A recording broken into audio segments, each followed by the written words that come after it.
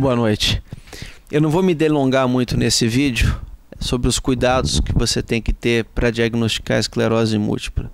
Bom, existem casos, né, nos quais o indivíduo não tem esclerose múltipla e a hipótese é de esclerose múltipla. Eu vou citar um exemplo, pode ser que eu cite outro depois, mas um exemplo que é bem clássico. O paciente tem uma síndrome do túnel do carpo. Eu acho que muitas pessoas já devem ter ouvido isso. Síndrome do túnel do carpo é quando o nervo mediano fica comprimido aqui na mão. É aquela síndrome que o indivíduo acorda no meio da noite e tem que ficar fazendo assim com a mão e formiga e deixa cair copo e não sabe se está sentindo a mão ou não. Bom, digamos que esse indivíduo ele esteja com uma síndrome do túnel do carpo.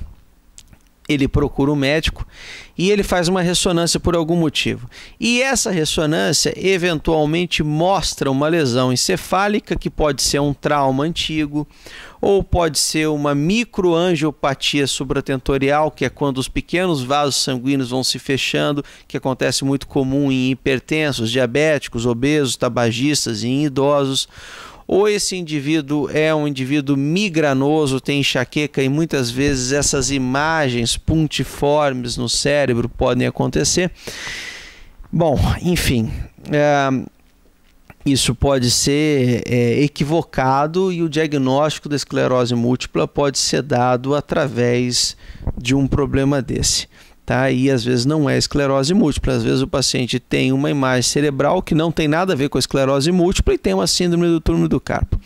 Um outro exemplo, o paciente desenvolve uma paralisia facial periférica, né? A paralisia de Bell. Paralisia facial periférica, ela compromete um lado do corpo, é decorrente de um processo teoricamente inflamatório do nervo facial, até hoje não se sabe muito bem a causa. E a metade do lado pode ficar paralisada por completo ou parcialmente, né? Só lembrando, o lado da boca que vai para o lado não é o lado que está paralisado. O lado da boca que não se mexe é o lado que está paralisado. E o olho, né, que está paralisado, por exemplo, se eu tivesse com uma paralisia desse lado, minha boca não mexeria, esse lado não mexeria, esse aqui não mexeria, né? E esse olho aqui, ele começa a ficar vermelho e não pisca direito. Bom, enfim, o paciente passa no médico, o médico avalia, né? Na maioria das vezes você não tem uma necessidade de fazer exame de imagem para paralisia de Bell, apesar de eu investigar todas. E você se depara com algumas lesões encefálicas que não justificam o local da paralisia de Bell.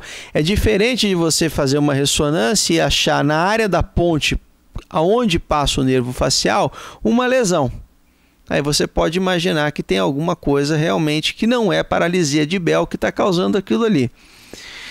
Mas, no entanto, se você tem esse indivíduo com essa paralisia e esse cérebro tem algum machucado ou tem essa microangiopatia supratentorial, que são essas pequenas manchinhas, ou ele é migranoso, esse paciente também pode ter um diagnóstico errôneo, né, da esclerose múltipla. Bom, agora tem um terceiro, né, ponto que é muito importante. Eu acho que eu vou me delongar um pouco mais do que eu pretendia, porque eu vou incluir ele nesse vídeo, que se chama doença de Devic, né, ou neuromielite óptica, tá?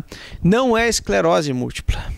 Pode parecer esclerose múltipla, mas não é esclerose múltipla, não responde ao mesmo tratamento e não é causado pelas mesmas coisas que causam a esclerose múltipla. É um indivíduo que desenvolve uma neurite óptica e desenvolve junto ou logo após uma lesão na medula. Só que essa lesão na medula que eu digo é na medula espinhal, é o que se continua do cérebro, que desce para a cervical, para a lombar, né?